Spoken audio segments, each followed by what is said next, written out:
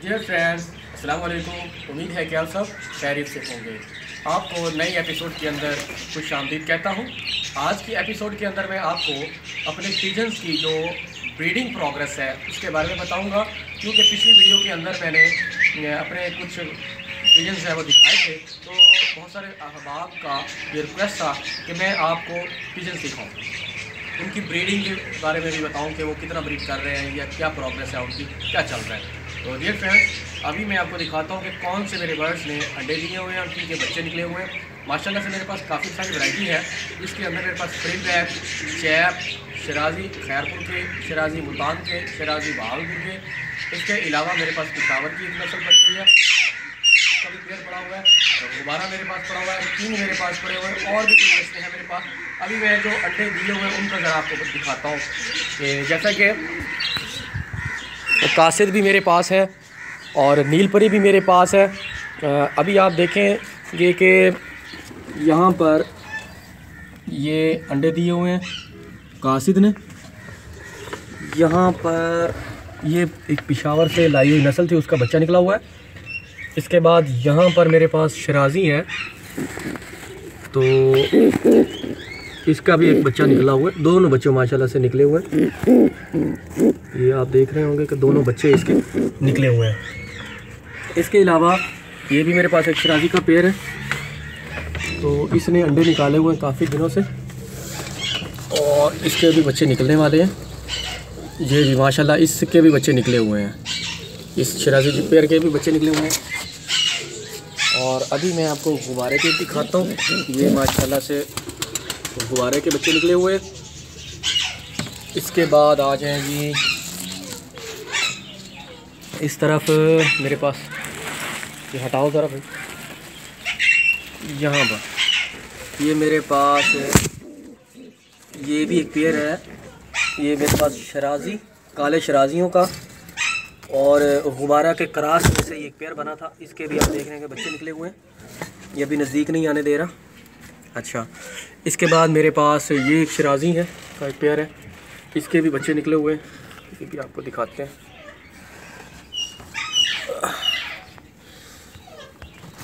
ये देखें जी, माशाल्लाह से इसका भी बच्चा निकला हुआ।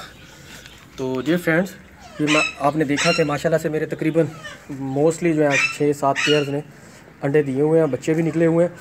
कुछ अभी क्रॉस पे चल रहे हैं, बच्चे निकालेंगे। तो फ्रेंड्स, ये ब्रीडिंग जो है वो मैंने बिल्कुल इंतहाई नेचुरल अंदाज से ली है इनसे। ये मेरे बर्ड्स जितने भी हैं वो खुले रहते हैं, फ़िज़ा के अंदर उड़ते रहते हैं। इनको कैद नहीं किया था मैं ज़्यादा, वो ये खुले फिरते हैं, इंजॉय करते हैं, घूमते फिरते हैं, उड़ते हैं टोलियों के अंदाज़ में।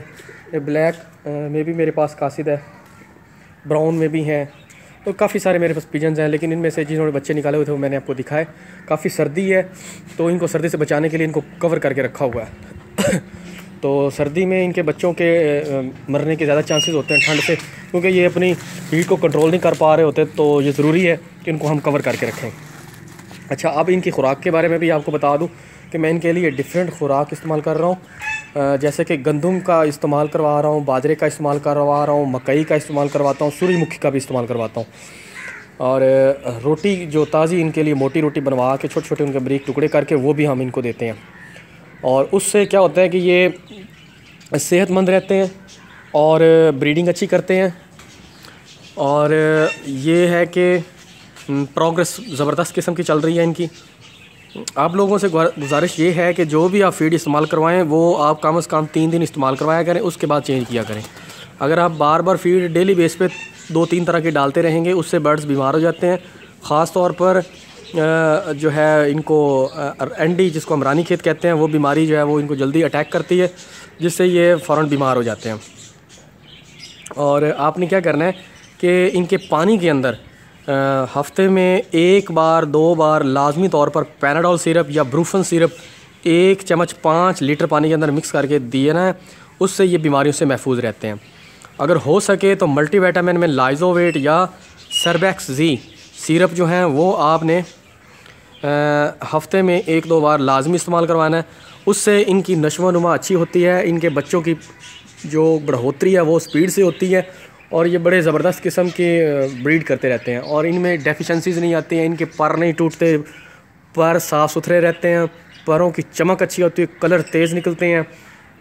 ये वो चंद एक बातें हैं जो मैं अपनी बर्ड्स के ऊपर अपनाता हूँ, उनसे फ़ायदा लेने की कोशिश करता हूँ, तो आप लोगों से भी शेयर की है। ये वो प्रोग्रेस थी। आपने देखा कि माशाल्लाह से मेरे तकरीबन 6-7 पेयर्स ने बच्चे निकाले हुए हैं, अंडे दिए हुए हैं।